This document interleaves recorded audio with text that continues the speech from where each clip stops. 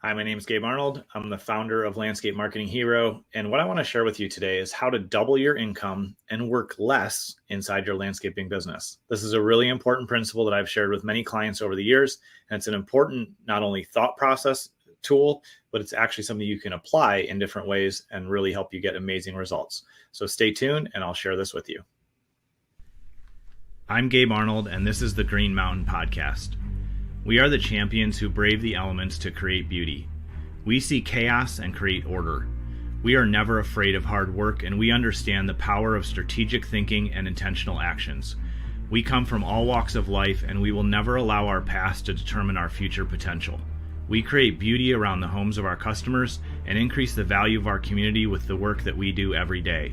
We understand the power of consistent branding because it helps us grow and serve all those around us. We practice effective sales so our company, employees, and community can benefit from the value we add.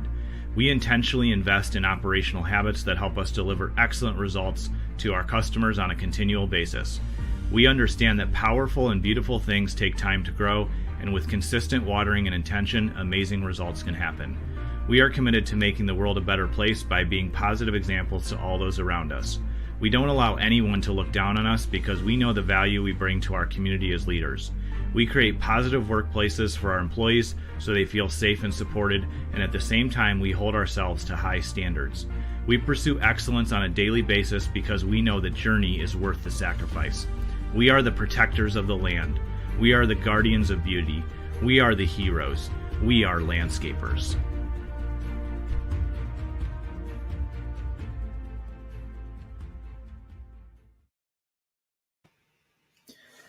I have two important stories I want to tell you as it relates to how to double your income and work less inside your landscaping business. The first is just a parable. It's a made-up story, but it has an important lesson. And the second is one that I actually walked a client through that will help you understand the first story. So imagine tomorrow morning you get to the shop, and let's say you have 10 different crews going out, 10 different trucks and trailers and all the equipment, and for some odd reason, you realize that none of the vehicles have gas in them. We'll say the equipment doesn't have gas in them either. And you realize that none of the equipment has gas in it and none of the vehicles have gas in it. Somebody came and stole all your gas overnight. And there's barely enough to start the vehicles, and you don't have enough to start the equipment. And so you're kind of dead in the water. But then one of your crew leaders says, hey, I happen to have 10 gallons of gas in the back of my car, because I was doing a side project or whatever the reason is. You say, awesome. And then you say, great, let's put a gallon of gas in each truck. And your crew leader looks at you and says, dude, you're insane. Why would we do that? That's going to get us a few miles down the road, and then we're going to be stranded. And you're like, oh yeah, because of course you would never suggest that. But let's just play along here. And then your crew leader says, how about we take our truck that has the best mileage, even with the trailer hooked up, and let's put all 10 gallons in there because the fuel station is really far away in our story. And then let's put as many mowers and stuff as we can in there. And that's one option. And you're like, okay, that's a great idea. And then you say, well, what about this? Let's put all 10 gallons in that truck. And then let's put all of our gas cans in that trailer, and we'll go fill them all at once. And then we'll come back and we'll fill up our trucks and we'll fill up our vehicles. And even though we're going to be a little bit delayed, we'll still get out and handle our jobs. That'll take us an hour. We'll just work an hour later, and we've solved the whole problem.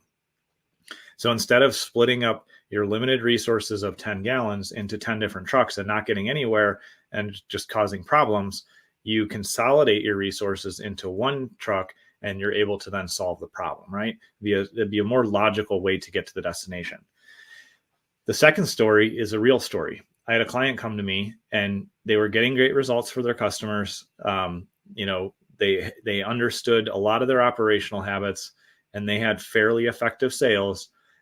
Their branding was okay. They had some challenges in all three pillars inside the CEO method, but they were just struggling because they couldn't increase their branding and advertising because they weren't profitable enough.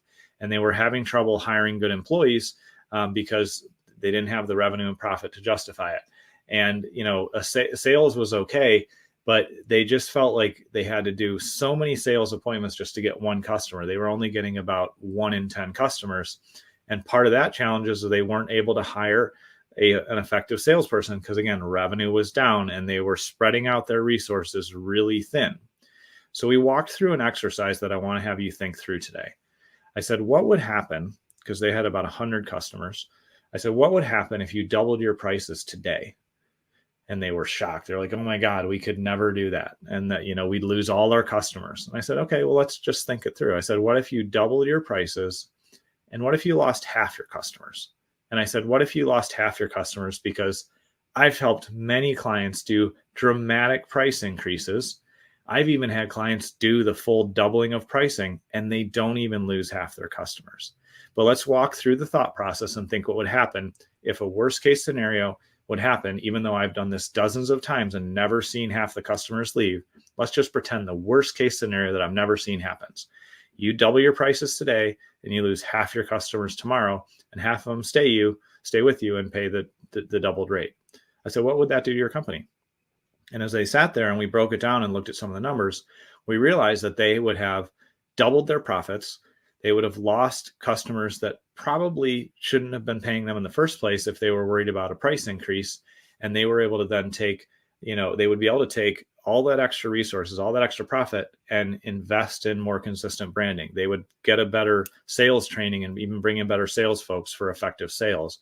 And then they would be able to hire some more operational people to help run operations, and they would have a fraction of the accounts to work on. They'd have half of them. And so as we walked through that, it was really eye-opening for my client. And it's an exercise I've taken many clients through. And as we thought through it, we said, okay, so now that we've looked at this crazy extreme example of doubling prices and losing half your customers, I said, what would it actually take for you to be healthy and profitable on the financial side? And so as we walked through it, they ended up doing about a 45% increase, not quite 50%, but they did a 45% price increase, because that would give them tons of profit and they could invest in each of the three main areas of their business, in their consistent branding, in their effective sales, and in their operational habits. And we walked through that and realized that, at 45%, all their financial problems would go away. And their risk of losing half their customers was virtually non-existent. We assumed they'd probably lose 20 to 25% of their customers, but they would still be way ahead in revenue and profit. So we broke that down. And even though they were scared, which everybody's nervous because you're afraid to lose customers. I'm even afraid when we have to do our annual price increases, it still makes me nervous. We walked through that and said, okay, this feels like a solid plan. We have historical data from me walking other clients through it. We've talked to, customers and understand kind of where they're at with their demographics, what their income is, what their interest is in having the services continue. And so then we started communicating with the clients and we said, just so you know, in 90 days, the prices are going up to this level. The reason for that is we want to serve you at a higher level. We want to get you better results. We want to improve communication. We want to make sure that we're bringing the best of the best as far as our services and any products and other things we need to deliver for you.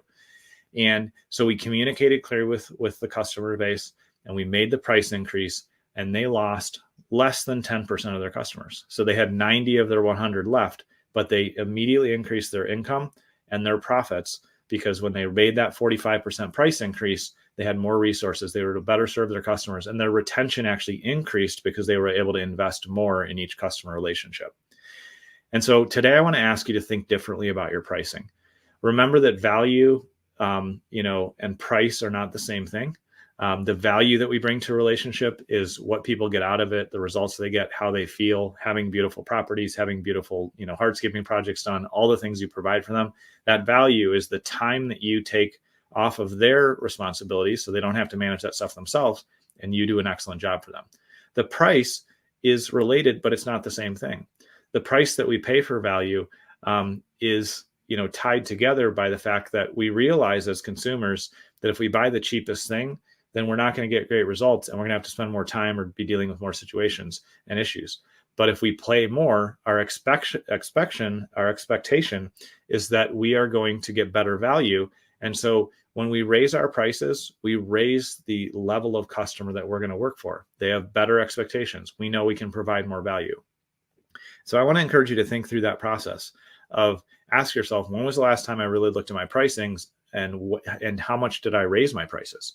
Are you on the plan, as you should be, of evaluating everything and doing at least an annual price increase?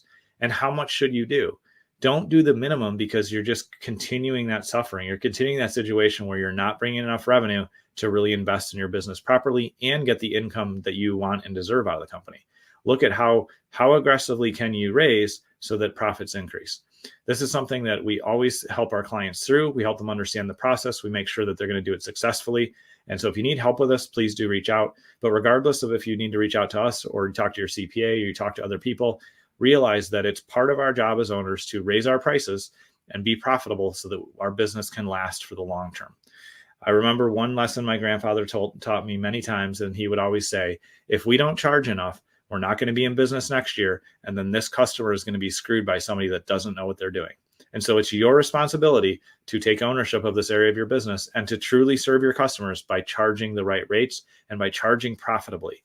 And the more that we all do this as landscape business owners, the more that we are effective and responsible and make healthy price increases, the more the whole industry benefits, the more our customers are served at the level they should be, and it will knock out people that have no business having a landscaping business anyway. So I hope this different perspective helps you. I'd encourage you to really dive into this. Reach out with any questions at landscapemarketinghero.com. We're here to serve you and help you have a massively successful company and grow all the way up to the top of the Green Mountain and have a $10 million or more per year revenue landscaping business. And so if you need help with any of that, we're here. I appreciate you taking time to tune in today, and I look forward to seeing you on the show tomorrow. If you're ready to begin your journey up the Green Mountain, where we show you how to build a low-stress, high-profit, $10 million per year landscaping company, then head over to landscapemarketinghero.com to download your free growth map. One of our guides will be there to help you along the way. Again, that's landscapemarketinghero.com.